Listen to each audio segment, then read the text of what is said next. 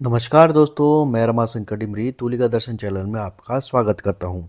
दोस्तों, हमने कल के जो हमारा वीडियो था उसमें हमने राजस्थान की जो मेवाड़ शैली है और मेवाड़ शैली की जितनी भी उपशैलियां हैं, नाथद्वारा है, देवगढ़ है और उदयपुर जो शैली है, उन शैलियों को हमने यहाँ पर देखा। और अगर आपने हमारा कल का वीडियो नहीं देखा है तो आप जो है हमारे डिस्क्रिप्शन में मैं उसका लिंक डाल दूंगा, आप वहाँ से उस वीडियो को देख सकते हैं। और चाहे तो आप हमारे चैनल की प्लेलिस्ट में जाकर के भी जो कल हमने अपलोड किया था वीडियो उसको आप देख सकते हैं। तो आज हम उसी से रिलेट करते हुए मेवाड़ शैली के जितने भी इम्पोर्टेंट क्वेश्चन हैं जो परीक्षा में पूछे जाएंगे उनको हम डिस्कस करेंगे। तो आज का हमारा जो पहला प्रश्न है, मेवाड़ शैली का स्वर्णकाल किस शासक के समय को कहा जाता है? ठीक है, ये काफ़ी इंपॉर्टेंट प्रश्न है। और विकल्प है महाराणा कुंभा, महाराणा जगत सिंह प्रथम, महाराणा प्रताप और महाराणा उदय सिंह। तो मेवाड़ शैली का जो स्वर्ण काल है वो कहा जाता है महाराणा जगत सिंह प्रथम के काल को, क्योंकि उस समय मेवाड़ शैली में काफ़ी अच्छा कार्य हुआ, काफ़ी अच्छे चित्रों का निर्माण भी उस समय किया गया था। इसीलिए मेवाड़ शैली का जो स्वर्ण काल कहा जाता है वो महाराणा जगत सिंह प्रथम का काल कहा जाता है। तो विकल्प बी यहाँ पर सही हो जाएगा। दूसरा प्रश्न है हमारा, मेवाड़ शैली का सचित्र ग्रंथ ढोला मारू वर्तमान में किस संग्रहालय में है?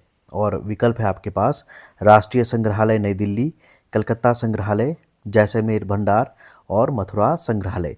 तो मेवाड़ शैली का जो सचित्र ग्रंथ ढोला मारू है उसे वर्तमान में राष्ट्रीय संग्रहालय नई दिल्ली में सुरक्षित रखा गया है। तो इस प्रकार से भी प्रश्न पूछे जाते हैं कि कौन सी पेंटिंग किस संग्रहालय में संरक्षित करके रखी गई। तो इस प्रश्न का सही उत्तर हो जाता है विकल्प ए, राष्ट्रीय संग्रहालय नई दिल्ली। तीसरा प्रश्न है हमारा, मेवाड़ शैली में चित्रित ग्रंथ गीत गोविंद को किस चित्रकार ने चित्रित किया है? और विकल्प है शहाबुद्दीन, नंगा, बैजनाथ और मनोहर। मेवाड़ शैली में चित्रित ग्रंथ गीत गोविंद को जो बनाया गया था वो बनाया था शहाबुद्दीन के द्वारा। तो विकल्प ए यहाँ पर सही हो जाएगा। तो इस प्रकार आप जितने भी पोथी चित्रण हैं, लघु चित्रण हैं, उनके चित्रकारों को भी याद कीजिएगा।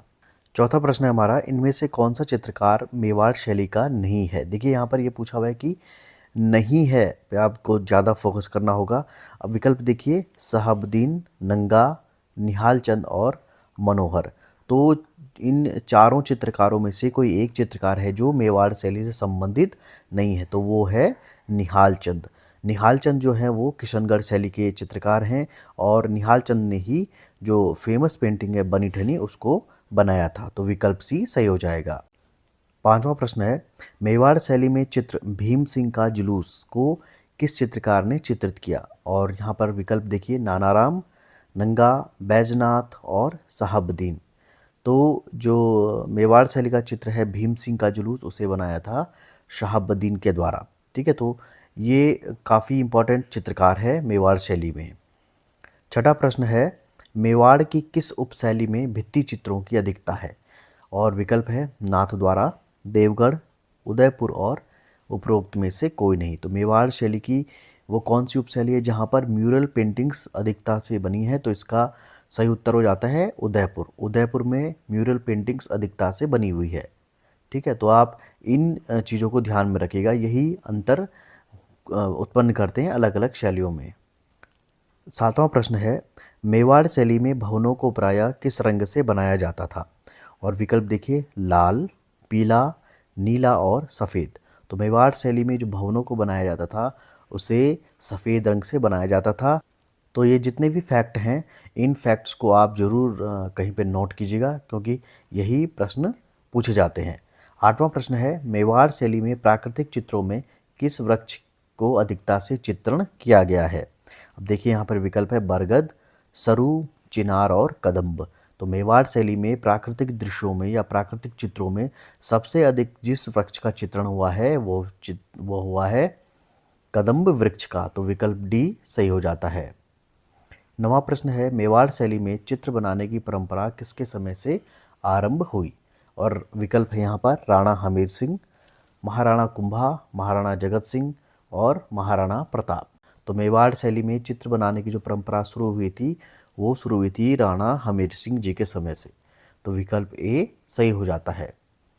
10वां प्रश्न है, किस शैली को हम वल्लभ चित्र शैली के नाम से भी जानते हैं। और विकल्प है नाथद्वारा, देवगढ़, उदयपुर और उपरोक्त में से कोई नहीं। तो वल्लभ चित्र शैली के नाम से हम किस शैली को जानते हैं? तो उसका सही उत्तर हो जाता है नाथद्वारा शैली को। ठीक है, और वल्लभ शैली इसलिए इसका नाम पड़ा क्योंकि यहाँ पर वल्लभ संप्रदाय के जो मंदिर थे वहाँ पर ही नाथद्वारा शैली का विकास होता है। 11वां प्रश्न है, किस शैली में पिछवाई चित्र बनाए जाते हैं? विकल्प है बूंदी, किशनगढ़, उदयपुर और नाथद्वारा।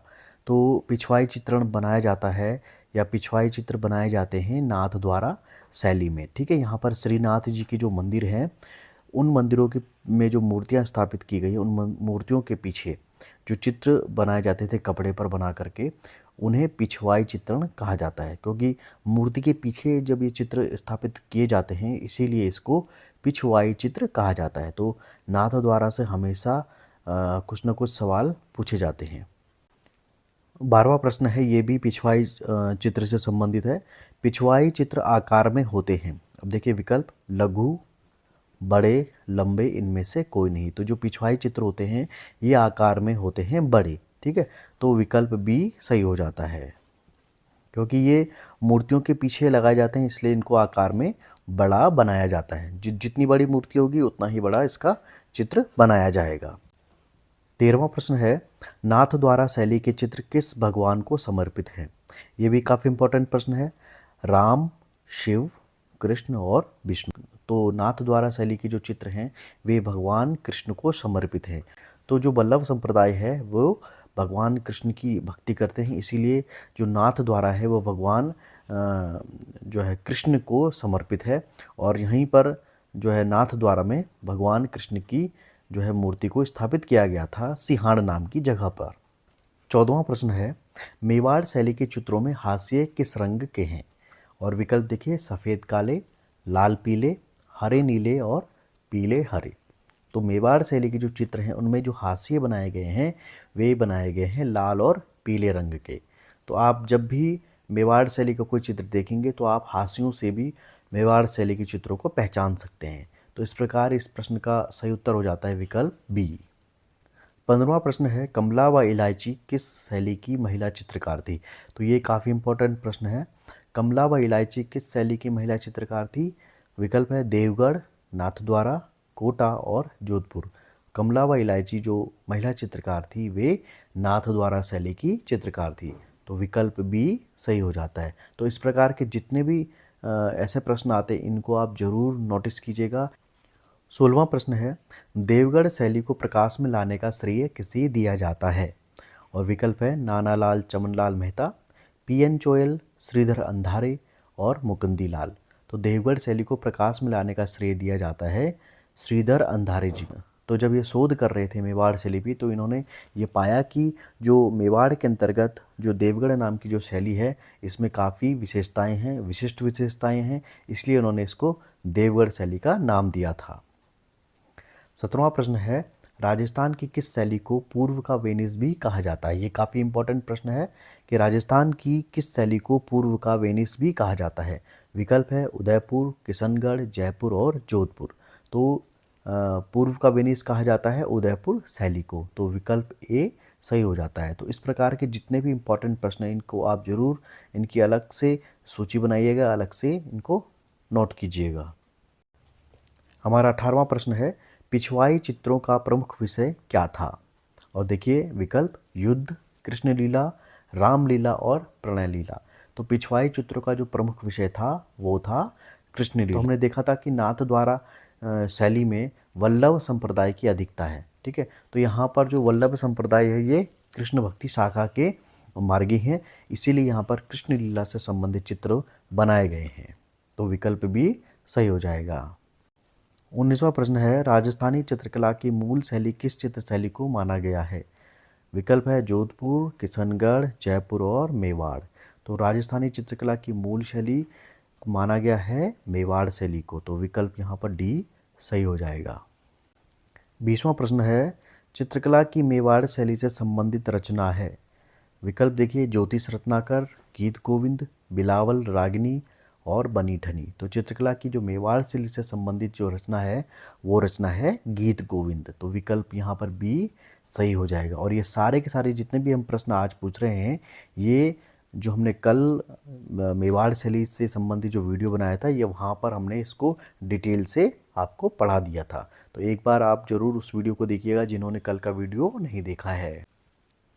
और आज के अंक का जो हमारा प्रश्न है, 1973 में भारत सरकार द्वारा राजस्थानी चित्र शैली के किस चित्र पर स्मरणीय डाक टिकट जारी किया गया था, यानी कि कॉमोमोरेटिव जो पोस्टल स्टैंप होता है वो जारी किया गया था। तो 1973 में भारत सरकार द्वारा राजस्थानी चित्र शैली के किस चित्र पर डाक टिकट जारी किया गया था? विकल्प है ढोला मारू, गीत गोविंद, फड़ और बनी ठनी।